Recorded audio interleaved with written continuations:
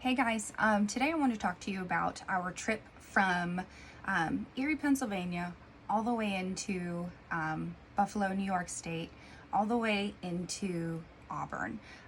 This was an anniversary trip that my husband and I took a few years ago, following the Underground Railroad, which we have followed Harriet's story from the very beginning in the fields of Maryland. And this journey has taken us several years. So a few years ago, we finally made the last part of her voyage, going from our city all the way up into Buffalo to see the Niagara Falls, to see that crossing point into freedom on the Canadian line, but also continuing into Auburn to see the Seward House, to see the Harriet Tubman home in the grounds and the museum that's there, but also going into Fort Hill Cemetery, which is the final resting place of Harriet Tubman. So starting this off, we want to, with this video, just kind of give you the lowdown on the trip, some important things that you'll want to see, some extra things that you could spend more time at if you wanted in the local areas. Go over the passport book because these are really, really neat. If you love traveling and you love history, instead of spending a boatload of money every single stop at a gift shop, get one of these, and I'll explain why. But I'll show you guys some maps, and then on our Facebook page, Minty's Militia, I'm going to post some albums, so you can see what it looked like on the grounds and different things along our trip. So first and foremost, we are about 2 hours from the Niagara Falls, 2.5 hours, give or take traffic or whatever. So we traveled from Erie, Pennsylvania, all the way up into Buffalo to see the falls. So the one really important thing when it comes to the Niagara Falls is it's such a gateway into Canada. So literally, you had people running and escaping from slavery all the way up through Pennsylvania, through all of the states, regardless of what their starting point was down south. They all came up north with the goal to get to Philadelphia, and then the line was moved, and then they had to travel even farther into Canada to escape into freedom. So right here on the map, you guys can see, so let me see here. So here is Buffalo, and then over here is Rochester. Now this whole area all the way down through here, these are the falls, okay? So you can see when you get up to the falls, this is the Canadian line. So you have this really thin line stretching across. Those who were fleeing oppression, those who were fleeing slavery, made it to Niagara Falls, climbed down the cliffs of the falls, got on little rowboats, and literally rowed or swam across and climbed up the cliff on the other side. Once they made it to the top of the cliff, that was when they considered themselves free, which is really, really neat, because if you go and visit Niagara Falls, you can see I believe they're called like the Freedom Rapids or something like that, where the water comes down and there are all these little rapids and stuff, and then you have the falls. But if you're standing, whether you're standing on the American side, the Canadian side, if you're standing across the there's like a huge bridge overlook where you can be on either Canadian or American soil, and you get like a whole overlook just like of the whole like pooling area. That is where they have like Maid of the Mist and all of those tours where you can get really close to the falls. So when you're up there, it gives you a really neat perspective. If you are going with the idea in the back of your mind, okay, how was this possible for somebody to get to the falls, to scale down the cliffs, to get into, the pooling area, which is several 100 feet deep, over to the other side, and then scale the other side. So getting to that, there is a place, it is called hold on, I have so many names here. Okay, it is the Niagara Falls Underground Railroad Museum. It is located at the transit station. I live out in the sticks, so I'm not used to remembering things like that. We don't have a bus station or taxis or anything like that. At the transit station in Niagara Falls, it's a building, and I'll show you guys. This is what the building looks like. So this is the museum portion. The other portion looks very industrial. So when you pull up to the parking lot is really small, but the words are right on the side of the building, so you know that you're in the right place. Because as soon as we pulled up, I thought, it says transit. Like, we were definitely in the wrong location, until we pulled into the parking lot and spun the car around, and we saw that on the building it says Niagara Falls Underground Railroad Heritage Museum. So this is what the front of the building looks like. So when you go into this building, it's really neat. So this location itself used to be the home of one of the most famous restaurants in the area at the time, Lincoln, actually right before Lincoln's presidency. So when you're visiting there, you can go down the list of people, famous people who have dined there, who have stayed there. It was a hotel and a restaurant. So what they used to do, they had all African serving staff. People would run up north. They would travel up north, and this location was the safe house, but it was also the, okay, you're coming, you're going to work, you're going to serve these people. You're going to enter in through one door, and you're going to exit through the other door, and you're going to get on a boat, and that boat's going to take you across the water to Canada. So this whole building was built on top of the foundation that this restaurant and hotel were built on, where, you know, past presidents dined and stayed, and leaders in the Civil War, you know, just a lot of different famous people were coming. So they would bring people in fleeing oppression. They would change their clothes. They would say, listen, you have to serve water the whole way you're serving. You have to, you know, everybody gets a plate or whatever.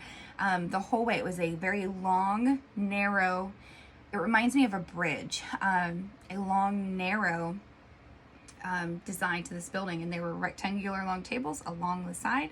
And they literally came in one way and exited the other, and threw off their service uniforms and got in a little rowboat, and they were rowed across the water to freedom. So that is the Niagara Falls Freedom Heritage Museum. I believe it's around $10-15 to go in. They have a great little gift shop. That is one place that I would absolutely stop. They explain through the whole tour why the falls are so important. The falls are a gateway into Canada. So the bridge, the standing bridge that is at Niagara Falls, was once a wooden suspended bridge. So this is the idea as to what it looked like.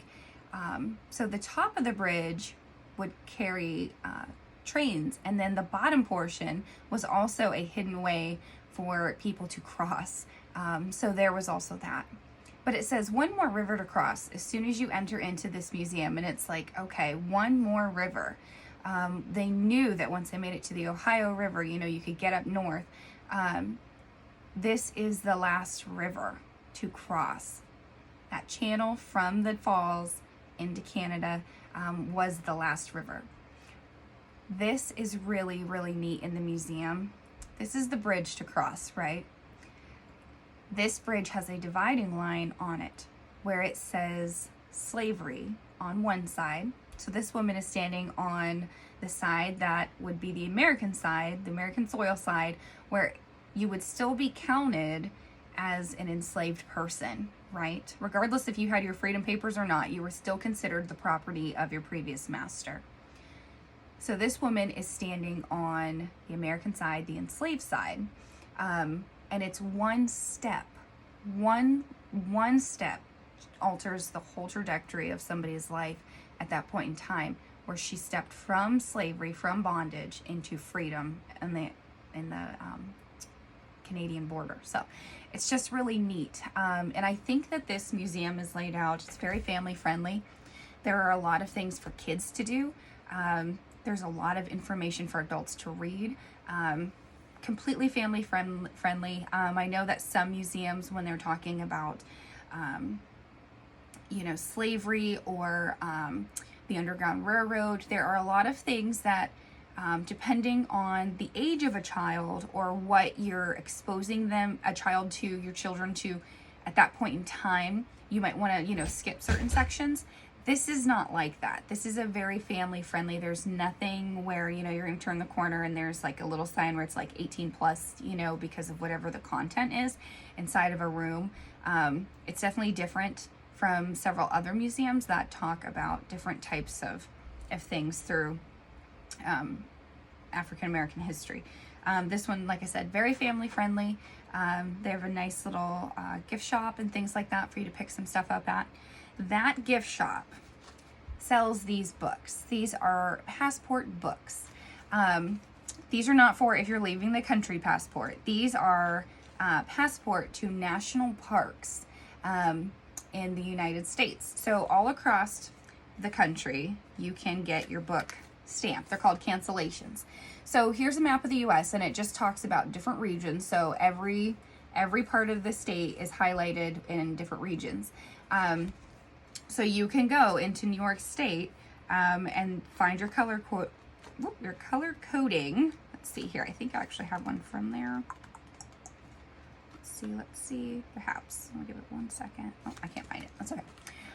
So when you travel to all these different locations, instead of going in and buying, another t-shirt or another coffee mug or another whatever, magnet or whatever, you can go in with your cancellation book and you can say, hey, do you have a stamping station?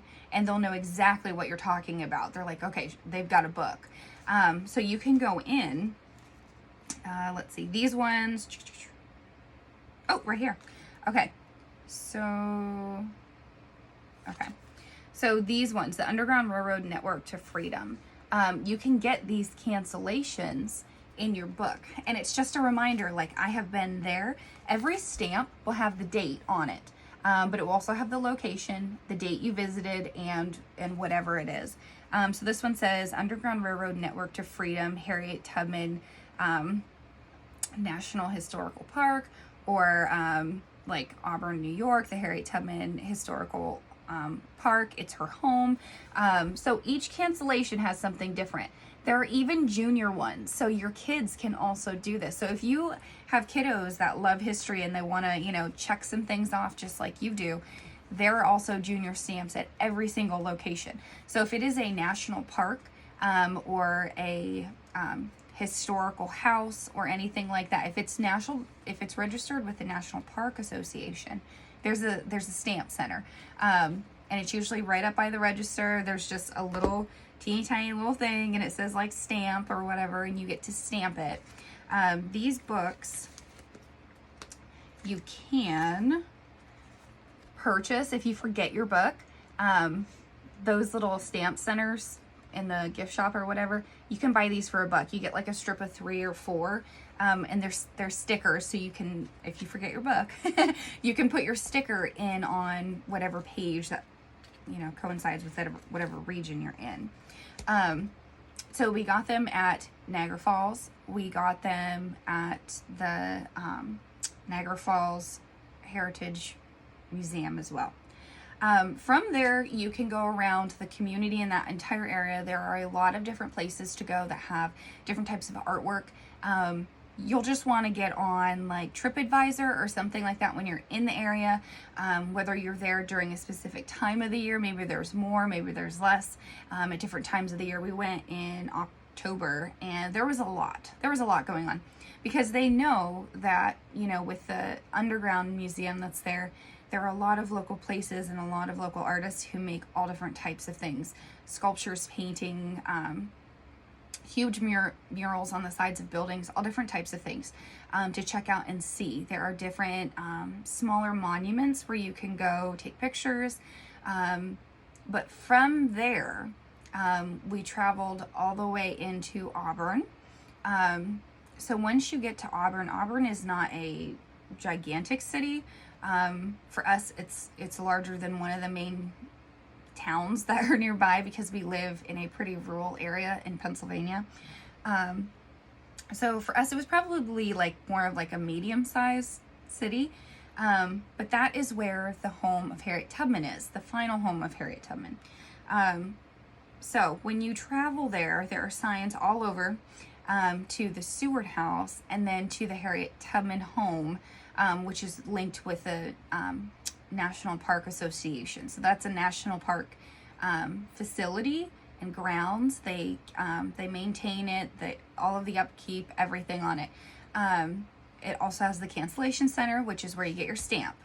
So on the grounds, when you travel to the Harriet Tubman home, on the right-hand side of the street, basically directly across from the iron gates that lead onto the property, there is a church there, and this is the church that Harriet Tubman worked with to help with like women's suffrage, to take care of the elderly that she did for the like remainder of her life. That was a church that she was deeply invested in. You can actually go to that church. It's still a standing church to this day. They still use it. I don't believe it's open on a weekly basis. I think it's something more where certain groups have the right to use that church. I don't think they hold like Sunday services or anything, but it's basically directly across the street from her house, which is really neat because you can just go stand in the parking lot, take some pictures or whatever. And then across the street, there's iron fencing and 2 brick columns. There's a huge plaque that says the home of Harriet Tubman, and then like the national park sign and things like that. So when you enter onto the grounds, there are 2 houses.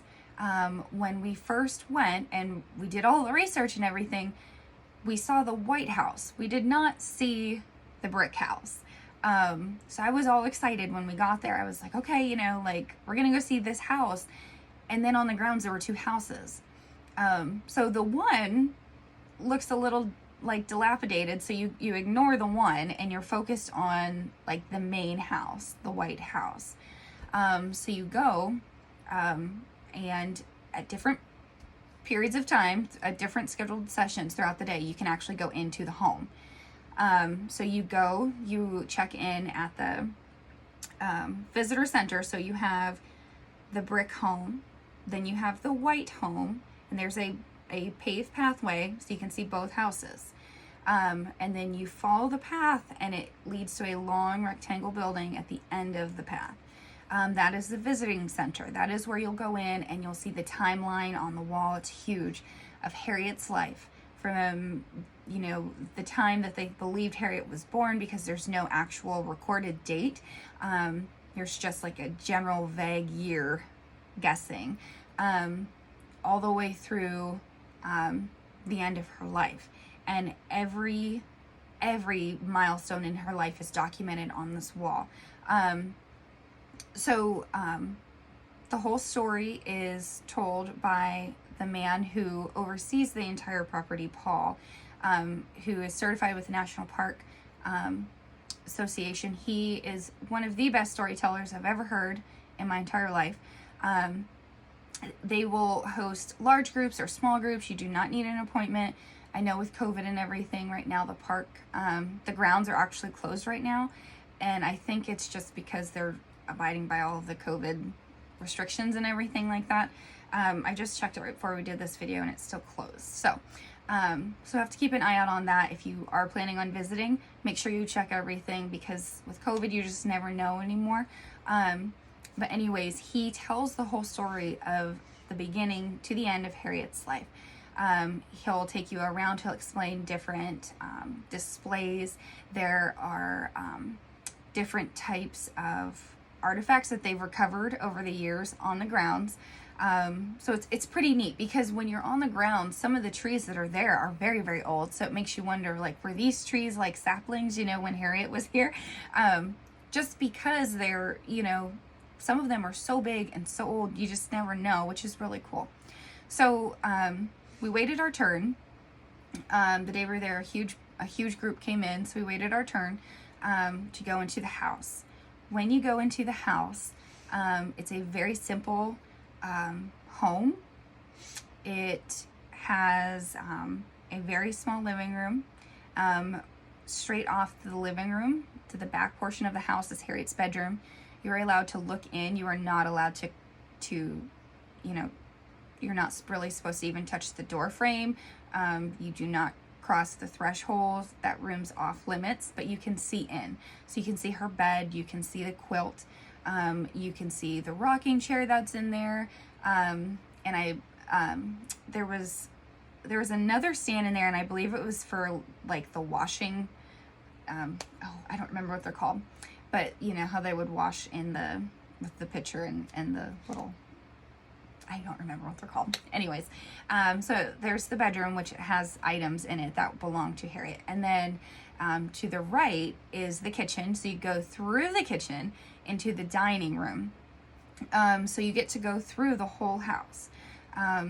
And Paul shares the story of Harriet Tubman. He shares how, you know, he's been taking care of the grounds for over 30 plus years. And at one point in time, he actually was approved to live in the upper portion of the home, which is really, really interesting, because it's like a whole little apartment up there. It's been converted for whomever is, you know, going to be overseeing and doing the tours and everything like that. So he actually lived in the upper portion of that house. So even though everything down in the bottom floor has been kept original, floorboards, everything, the upper portion has been renovated to accommodate for people today to stay in, because he was able to stay there comfortably. He had electricity. He was able to eat and cook and all of that stuff. So, but he talks about the spiritual journey of Harriet, and just the different big things that she did in her life that she used her home for. So Harriet had that home, the White House was used for taking care of other people. You know, she helped a lot of women with the women's suffrage movement. She took care of elderly in her home. Harriet always took care of other people. So the original house that was built, you are not, the brick home, you're not allowed to go inside or anything like that. Hopefully in the next few years, the renovations will be finished and then you can. That house, you're only allowed to go around the outside. You can go up onto the porch. You can look into the windows. You can touch the door handles. You can sit on the porch. You can touch everything, which I love because I really like, you know, when you're allowed to touch things that, you know, have a story behind them. I just enjoy like pausing for that moment and just like soaking that in. So going up to the front of the house and like getting to put my hands on like the door handle or on the brick of the home, you know, it was just very special, especially because, you know, growing up, like you hear the stories of Harriet Tubman and all the things that she did and all the things that she accomplished. It was just very, I don't know, kind of full circle for me because we traveled from Maryland, you know, all the way up through. So we've done the whole, I won't say the whole loop, but we've done most of the Underground Railroad loop. So this was kind of the final journey of all of that coming to a close, you know. So it's just very special. But from the grounds, so after you check out both the homes, the visitor center, the church across the street, you can then travel to Fort Hill Cemetery, which is what we did. That is a huge, huge cemetery. I believe it has over 21,000 plots, so it's huge. So when you get there, there is an app that you can use, and we'll link that app in the description of this video, where you can find headstones.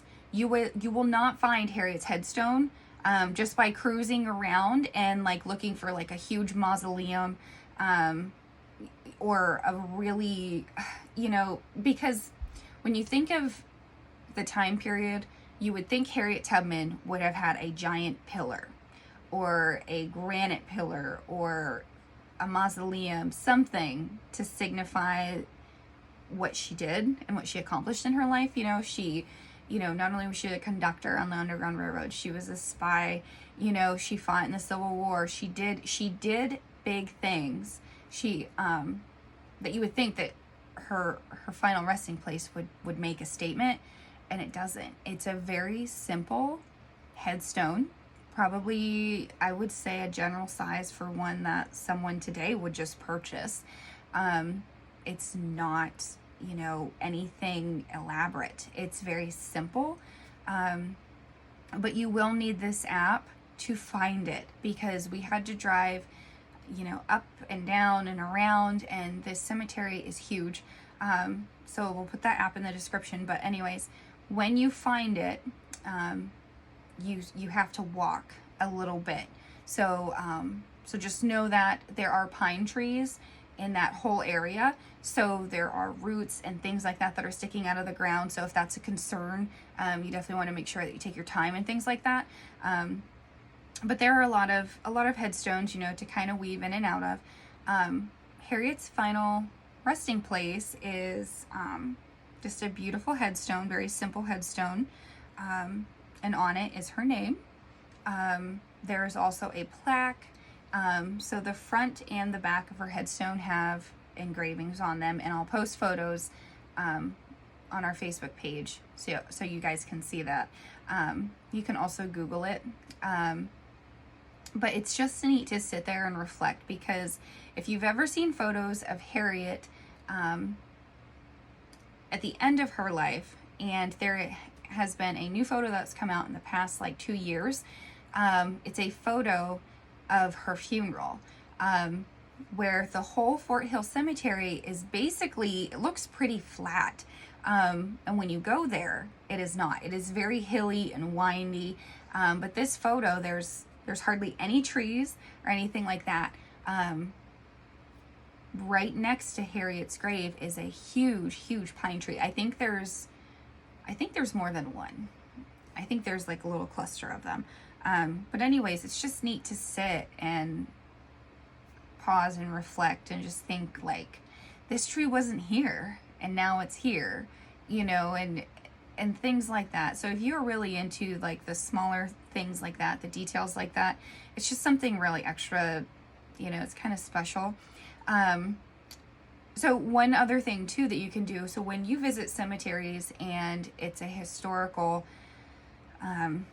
figure, person, regardless of which side of history this person fell on, people like to put pennies on the headstones. So on our Facebook page, there is a post on coins and which coins you leave. So if you are visiting someone like Harriet, you would leave a penny, and you would leave it heads up. You always leave a penny heads up on somebody, like Harriet or any president or anything like that. I don't know if many of you have noticed, when you travel to different places, you'll find change. So I know for John Wilkes Booth, people will go to his site and they'll put pennies heads up. And it's just, it's one of those things that's just what people do. But yeah, so pennies are just a sign of acknowledgement that you were there, that you visited. But also in Booth's case, it's kind of a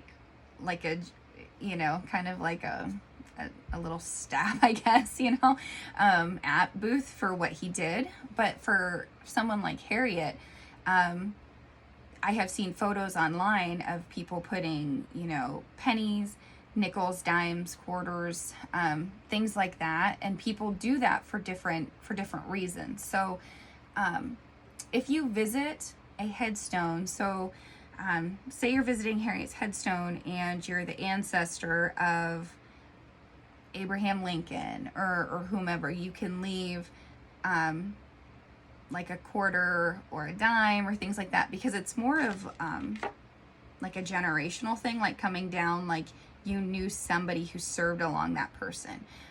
So now if you have a friend or family who serves in the military and they pass, their comrades could leave different coins. So a quarter would be if you were there when that person passed, a dime, a nickel if you knew that person, if you were close to that person, or a penny if you just wanted to acknowledge that person.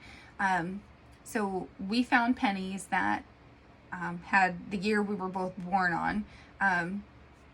So we left our pennies there and we photographed our pennies and stuff like that, just to kind of, that's what you do. You leave a penny. And there were other pennies all over the place, that some were on the ground, some were on the base of the headstone, some were on the top of the headstone.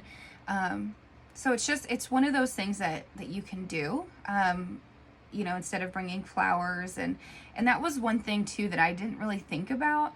And I feel very differently about different things in history when it comes to like how to pay your respect.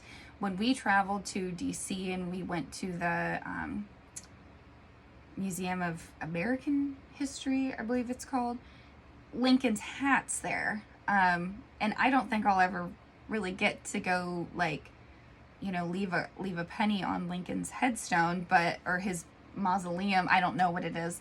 But I didn't want to photograph his hat, his top hat.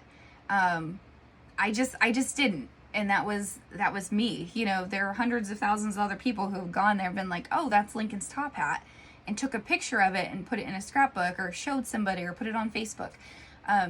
Each to their own, and how you pay your respects, but like for me, I was like, okay, well, I don't really want a picture of the top hat. But for when we went to see Harriet and visit and pay our respects to Harriet, I thought, okay, I want to leave a coin, and I want to take like pictures of the headstone and a picture, kind of sitting there.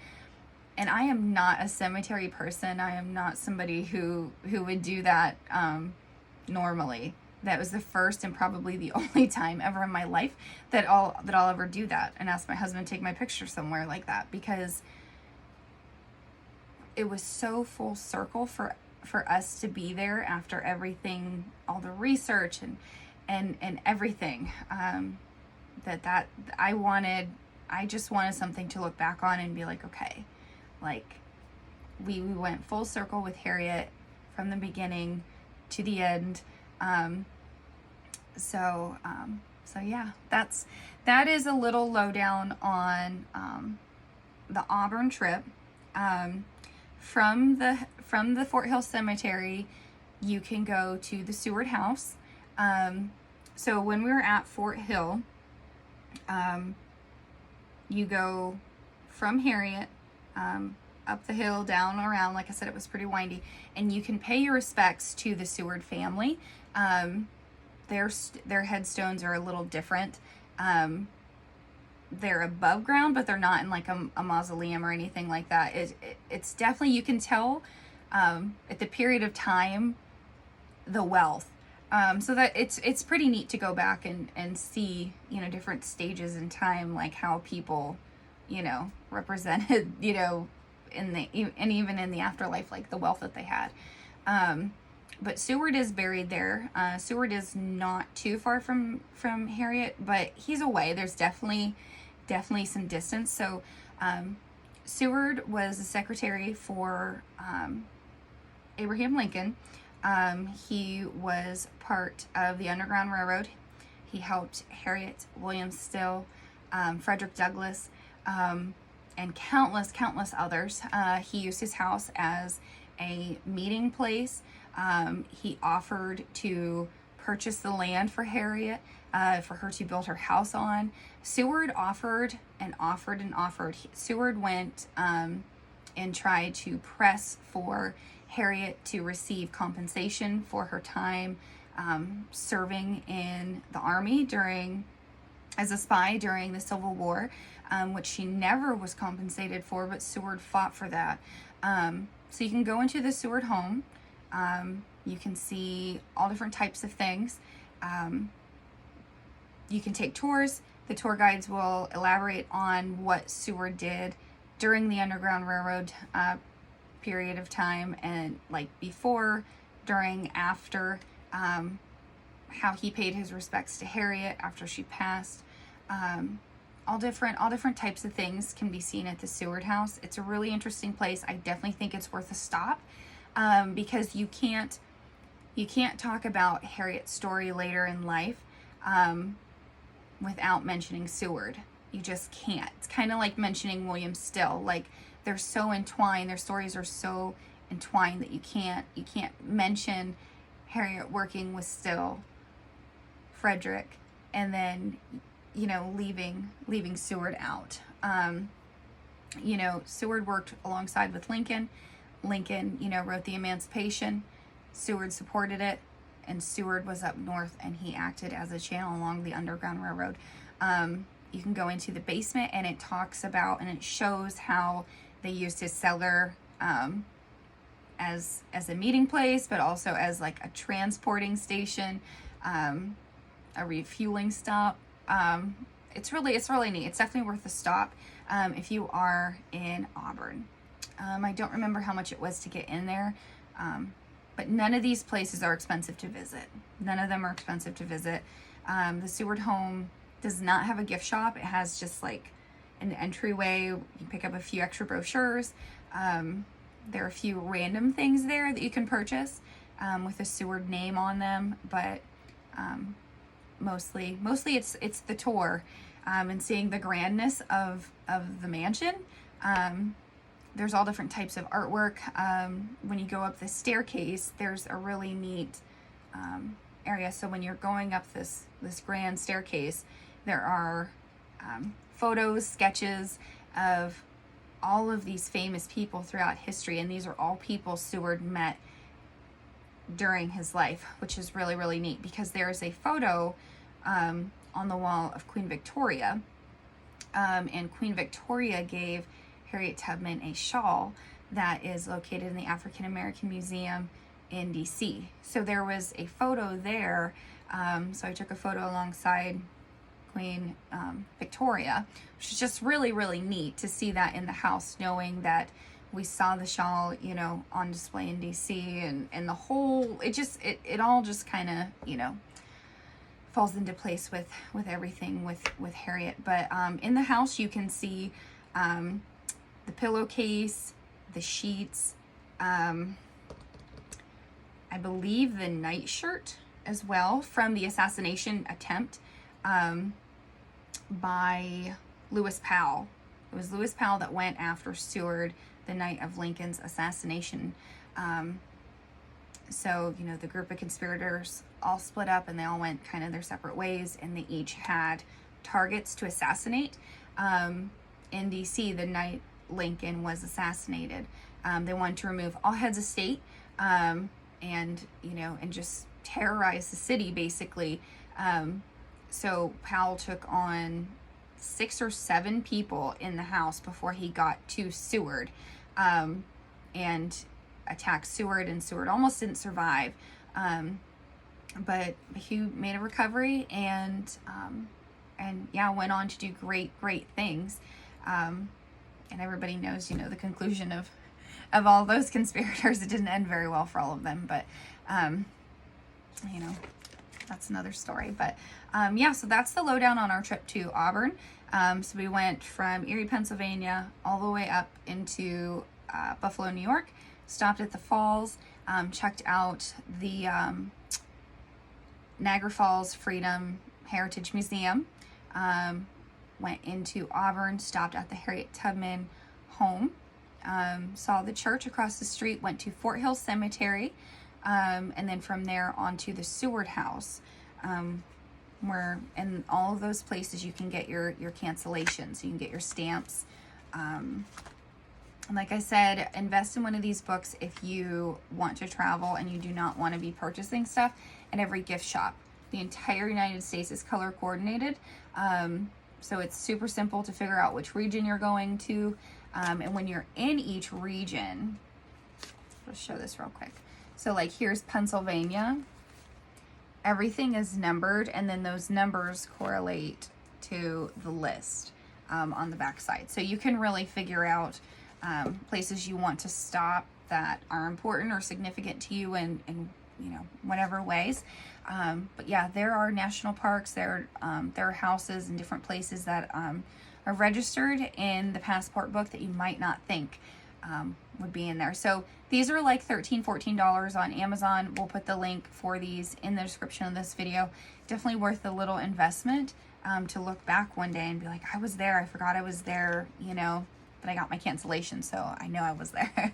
Because you stamp it. You stamp these personally. You don't hand these over to somebody else to stamp for you. You get to do that yourself, and I just think that that's really neat. to be able to do. So thank you guys for watching this video. We'll be doing different ones on different trips that we have taken, with different historical content in them.